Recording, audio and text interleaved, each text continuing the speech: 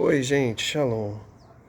Eu vou estar falando nessa breve palavra sobre essa expressão usada no meio, não entristeçais o Espírito Santo, né? E vamos ler o texto. Em Efésios, no capítulo 4, versículo 30 diz: E não entristeçais o Espírito Santo de Deus, no qual estáis selado, para o dia da redenção. Esse E pressupõe algo anterior, né? Nenhuma frase começa com E. Então, o que ele diz anteriormente se torna o nosso contexto para o texto, que diz assim: não saia da vossa boca nenhuma palavra torpe, mas só a que for boa para promover edificação, para que ministre graça a os que a ouvem. Ok?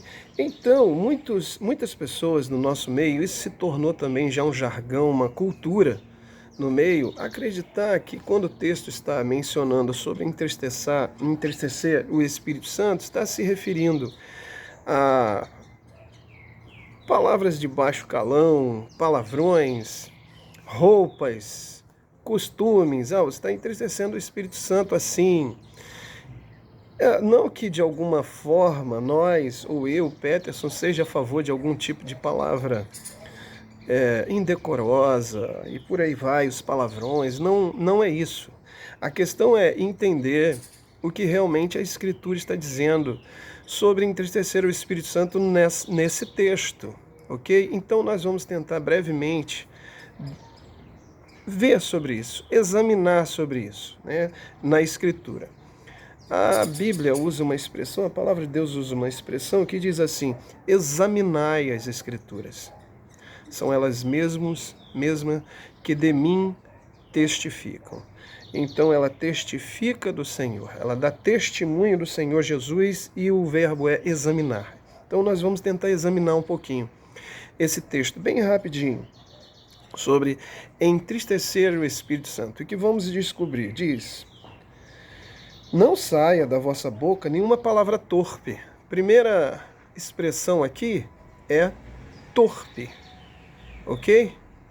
Então as pessoas atribuem a palavra torpe logo a palavrão, esse tipo de palavreado que há por aí. Não sai. Então, se eu não estou falando palavrão, lógico, não estou entristecendo o Espírito Santo. Só que o que a Escritura diz sobre o torpe mencionado aqui? Não saia da vossa boca nenhuma palavra torpe.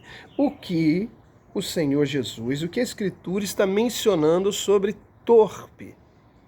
Precisamos entender isso, senão atribuímos a definição de algo incorreto, a algo que está completamente incorreto.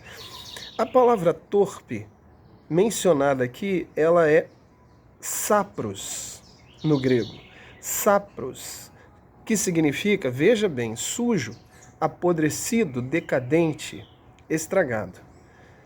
Pode fazer referência a inúmeras coisas, né? Não somente a esse tipo de palavreado que também se aplica. Mas olha que interessante. Quando eu fui buscar lá no Strong sobre torpe, que eu já mencionei, sapros, se você quiser conferir no Strong 4550, o dicionário Strong, veja o que diz: corrompido, torpe, corrompido, não mais próprio para o uso. Faz referência a vocês a outra coisa também? Aquilo que se tornou velho, envelhecido, apodrecido? Apodrecido não, mas a Bíblia usa como velho, né? Veja bem, corrompido, não mais próprio para o uso, gasto, impróprio, de qualidade ruim. Interessante, né? Isso quem diz é o Strong sobre a palavra que está aqui, sapros. E o que a gente entende então? Não saia da vossa boca nenhuma palavra torpe, mas só a que for boa para promover edificação. A questão é que o Senhor Jesus, a Bíblia não usa o entristecimento do Senhor Jesus como personagem real da graça de Deus, da figura e da pessoa do Espírito Santo, porque nós cremos na Trindade, não é isso? Então, se o Senhor Jesus se entristeceu, o Espírito Santo se entristece, o Deus Pai se entristece, ok? Nós acreditamos nisso, eu não preciso explicar isso, certo? Então, nós não vemos o Senhor Jesus, ele precisa ser minha chave hermenêutica. Eu não vejo o Senhor Jesus se entristecendo com o tipo de palavreados chulos, baixos, mas sim, não que isso seja de alguma forma abonado, ok? Vamos entender o que diz o texto. Mas sim, eu vejo o Senhor Jesus se entristecendo com os religiosos que queriam aplicar a lei para exigir justiça do homem caído, corrompido, não mais próprio para o uso, não saia da vossa boca palavra que não seja mais própria para o uso. Eles usavam sua suposta santidade, e isso entristecia o Senhor Jesus, irritava o Senhor Jesus, ele chamava-os de hipócritas. Inúmeras vezes as palavras mais duras, os ais do Senhor Jesus foi para a classe religiosa. Né? Que interessante se a gente aplicasse isso nos dias de hoje, né? Bom, vamos continuar. Não saia da vossa boca nenhuma palavra torpe, entendemos o que diz o torpe. Novamente, corrompido, não mais próprio para o uso, gasto, impróprio para o uso de má qualidade. Corrompeu-se, acabou. Mas a que for boa, para promover edificação. Mas a que for boa, que saia da vossa boca palavras que promovam edificação. Nós estamos entendendo agora aquilo que alegra o Espírito Santo. Aquilo que o Espírito Santo deseja que nós sejamos canais daquilo que promove edificação. Então, o que é edificação? Novamente, vamos lá para o Strong. Essas palavras eu achei no grego, porque as pessoas no canal me veem muito falando sobre o hebraico. Muitas pessoas se inscrevem no canal até por causa do conteúdo hebraico, mas o nosso canal é um canal voltado para falar da graça de Deus, daquilo que nós entendemos sobre a graça de Deus. Ok? Vamos lá. Para promover edificação.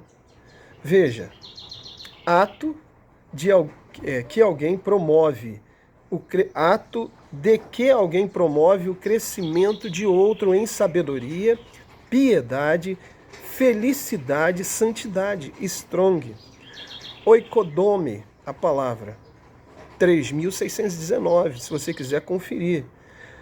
Para promover crescimento. Que saia da vossa boca aquilo que promove crescimento do outro.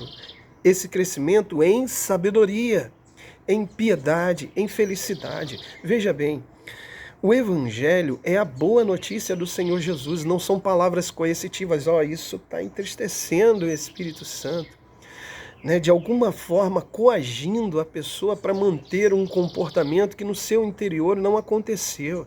A mudança acontece de dentro para fora, isso acontece em amor. Se aparecer um externo, é um capa, não se muda externamente para acontecer internamente. Esse encontro com o Senhor Jesus se dá no peniel, no interior, na alma. E aí sim, essa mudança ocorre no exterior e muitas vezes gradativamente para algumas pessoas, e ninguém tem que ser o juiz de cobrança a isso. Não mudou. Não. Promova a edificação. Promova crescimento em sabedoria, piedade. Promova a felicidade dessa pessoa. Agora vamos continuar, para essa palavra não se tornar muito longa. Mas a que for boa para promover a edificação e ministre graça aos que a ouvem.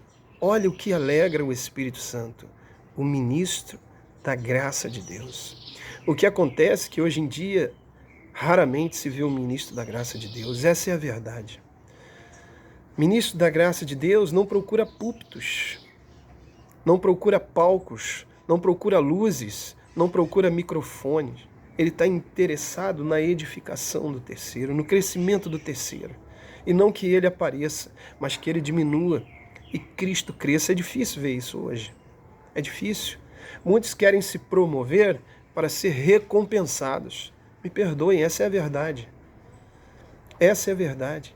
Mas o que alegra o Espírito de Deus é um ministro de graça.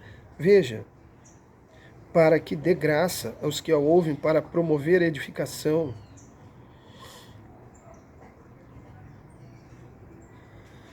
E ministre graça. Bom, novamente, vamos para o strong. A palavra graça, caris ou carisma, no grego, aquilo que dá alegria. Seja um ministro daquilo que dá alegria, deleite, prazer, doçura, charme, amabilidade, boa vontade, favor. Strong 5.485, 5.486, confira. Para não falar, o Peterson está falando isso. Né? Não, é o Strong, é o dicionário. Eu sou, você está perguntando, mas que ministro e graça? Como assim? Está aqui. Aquilo que dá alegria, deleite, prazer, doçura, charme, amabilidade, boa vontade, favor, 5.486, favor que alguém recebe sem mérito próprio, dom da graça divina. Seja um ministro da graça de Deus. Então, quando você ouvir sobre entristecer o Espírito Santo, quando você ler o Espírito Santo, lembra do Senhor Jesus, lembre-se do Senhor Jesus, que o que entristecia o Senhor Jesus era a classe religiosa, que cobrava, era coercitiva, uma suposta vida religiosa daqueles que eram hipócritas em seus comportamentos.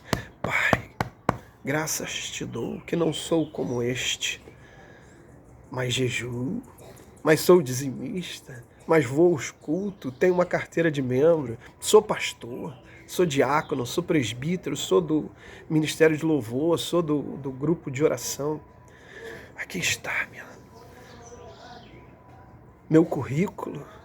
Eu não sei se vocês já viram aí na internet a balança da graça, mas muito interessante. Eu vou fechar por aqui.